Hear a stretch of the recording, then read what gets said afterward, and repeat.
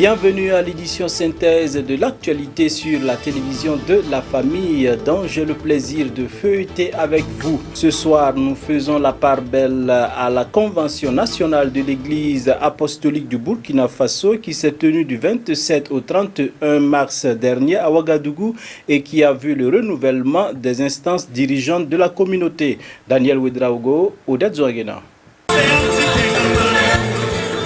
L'Église apostolique du Burkina Faso a tenu du 27 au 31 mars 2019 sa énième convention nationale sous le thème « Comme le Père m'a envoyé, moi aussi je vous envoie » et qui a vu la mobilisation des 4300 personnes qui ont été outillées par des orateurs de renom d'ici et d'ailleurs. Cette rencontre a été le lieu de renouvellement du comité directeur. C'est un comité de 7 membres qui a été choisi avec en tête l'apôtre Vincent Ilboudou. Ainsi, le pasteur Joseph Nikiéman cède son fauteuil au nouveau élu pour un mandat de 3 ans. Nous avons un nouveau comité directeur pour la direction de l'Église. Pour moi, c'est une satisfaction. Je suis très content d'avoir achevé mon mandat de 3 ans, qui était vraiment un mandat qui était placé sous vraiment l'engagement personnel pour l'œuvre de Dieu. Et je suis vraiment comblé de voir dans ces 3 ans comment Dieu vraiment a conduit les choses au niveau de l'église locale. Donc je souhaite vraiment un plein succès à ce comité qui va diriger l'église pour qu'il puisse se donner. L'apôtre Vincent Ilboudou est suivi par le pasteur Guillaume Gansonré. Il place son mandat sous le signe de la continuité et de la poursuite de la mission du Seigneur. Merci au Conseil national qui a renouvelé sa confiance en nous. Demander à toute l'Assemblée, toute l'Église de nous supporter dans la prière. Nous avons du succès, c'est votre succès. Donc ce souci d'équipe et que ce souci de famille dans laquelle Dieu nous a placés, anime tout un chacun. La prière est que nous soyons donc éveillés, actifs, pour faire ce que Dieu veut que nous fassions.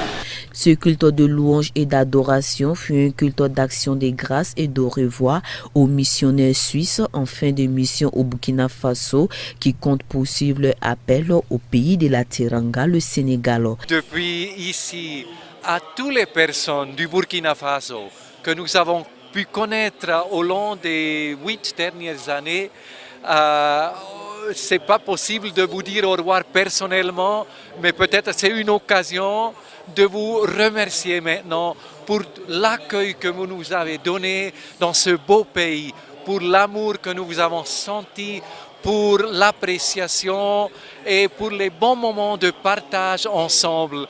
Nous vous aimons, nous aimons ce pays, le Burkina, et nous voulons vraiment que beaucoup de personnes dans ce pays puissent connaître notre Seigneur Jésus-Christ. 14 pasteurs ont été consacrés à cette occasion. Ils ont été conviés au respect strict de leur identité, à savoir être fidèles à la parole de Dieu, se soumettre à la doctrine de l'Église apostolique, être de bons témoignages auprès de leur famille et de leur entourage.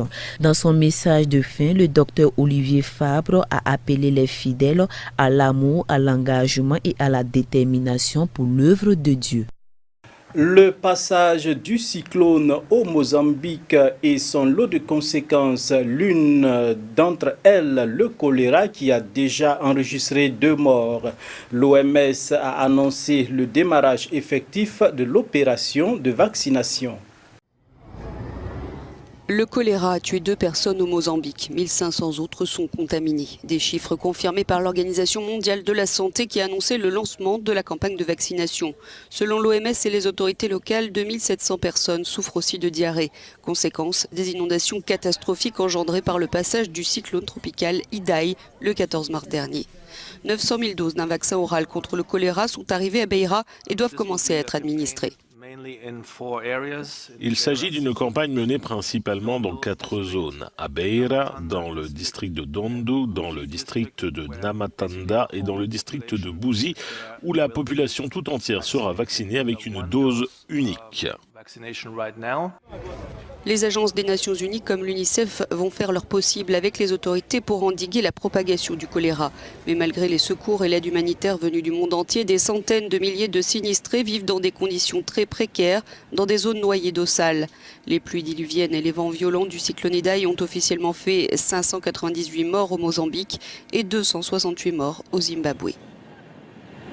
Partira pas, eh bien la rue a finalement eu raison de Abdelaziz Bouteflika, le président algérien qui a fini par rendre sa démission.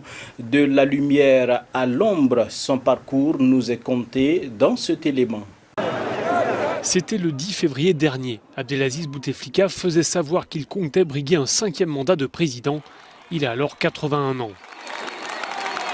Et pourtant, l'homme est affaibli depuis 2013. Victime d'un accident vasculaire cérébral, il n'apparaît quasiment plus en public, ce qui alimente alors plus que jamais les spéculations sur son état de santé réel et sa capacité à gouverner. Rien à voir avec le jeune homme fringant et hyperactif des années 60. Il n'a que 25 ans quand il devient ministre, la guerre d'Algérie vient de s'achever et le jeune Bouteflika commence à gravir les échelons du pouvoir. Ministre des Affaires étrangères de 1963 à 1979, il tisse un réseau de soutien avec les autres dirigeants arabes, faisant de l'Algérie un des leaders du tiers-monde. En interne, il fait longtemps figure de dauphin du chef de l'État Houari Boumedienne. Mais à la mort du président Boumedienne, Bouteflika est écarté de la succession. Il s'exile pendant plusieurs années à Dubaï et à Genève. Son grand retour, il le fait en 1999. L'armée en fait son candidat à la présidentielle. Un scrutin que Bouteflika remporte au premier tour avec plus de 70% des suffrages. Son défi, c'est alors de rétablir la paix dans un pays traumatisé par les années de guerre civile. 200 000 morts en 10 ans, selon les bilans officiels.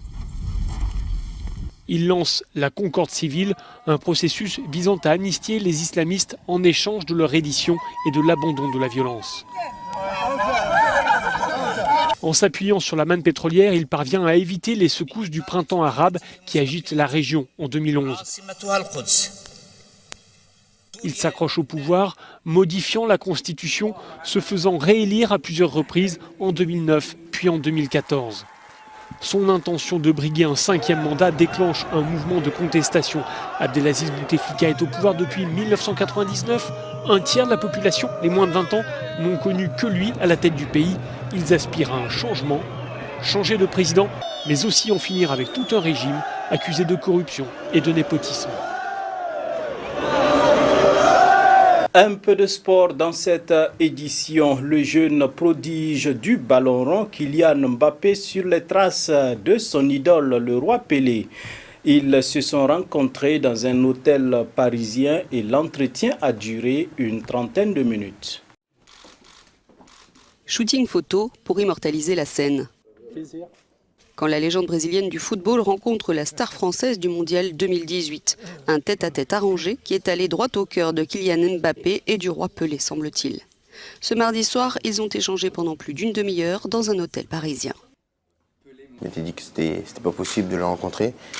Voilà, le football m'a donné tellement d'opportunités de réaliser des rêves, et même des rêves que j'avais pas, parce que je pensais que c'était irréalisable. Et quand on demande à Pelé ce qu'il faut à Mbappé pour devenir le nouveau roi du football, il répond malicieusement. Tout dépendra du nombre de buts qu'il marquera. Tu en es à combien là ?